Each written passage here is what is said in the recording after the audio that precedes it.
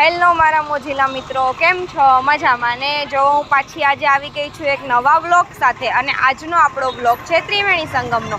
મિત્રો, તમને ખબર છે આને ત્રિવેણી સંગમ કેમ કહેવામાં આવે છે? કેમ કે અહીંયા 3 નદીનો સમાવેશ થાય છે, સંગમ થાય છે। તો કઈ નદી? તો કે કપિલા, સરસ્વતી અને હિરણ, આ 3 નદીનો અહીંયા મિલન થાય છે, એટલે આને ત્રિવેણી સંગમ કહેવામાં પણ આવે છે અને ત્રિવેણી ધામ પણ કહેવામાં આવે છે। તો મિત્રો, મારી સાથે વ્લોગમાં બન્યા રહેજો અને વિડીયો પૂરો જોજો।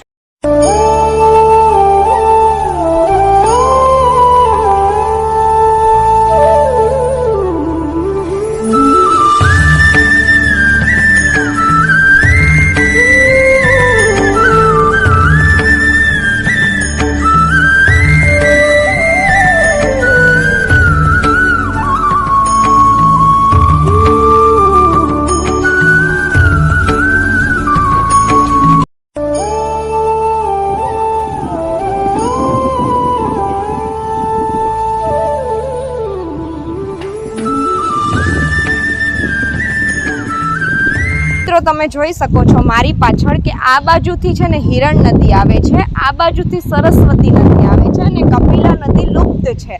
તો મિત્રો, આ 3 નદી અહીંયા એમનો સંગમ થાય છે અને પછી એ ઓલું કહે છે ને કે સમુદ્રમાં ગમે એ નદીને જવું જ પડે છે, સમુદ્ર સાથે સંગમ થાય જ છે। તો ફ્રેન્ડ્સ, તમે જોઈ શકો છો આ બાજુ સમુદ્ર છે, ત્યાં એ 3 નદીનો સંગમ થાય છે।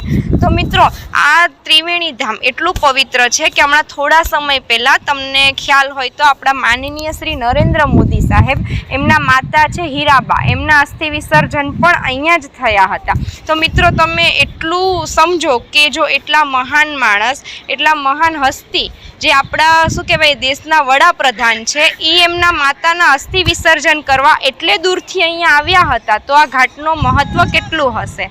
તો મિત્રો, હું તમને જરૂર કહીશ કે તમે પણ એકવાર અહીંયા આવજો। અને અહીંયા એવું પણ કહેવામાં આવે છે કે આ પાણીમાં સ્નાન કરવાથી માણસોના જે આગળના પાપ છે એ બધા ધોવાઈ જાય છે। તો મિત્રો, તમે જ્યારે પણ ગીર સોમનાથમાં આવો ત્યારે તમે અહીંયાની મુલાકાત જરૂર લેજો।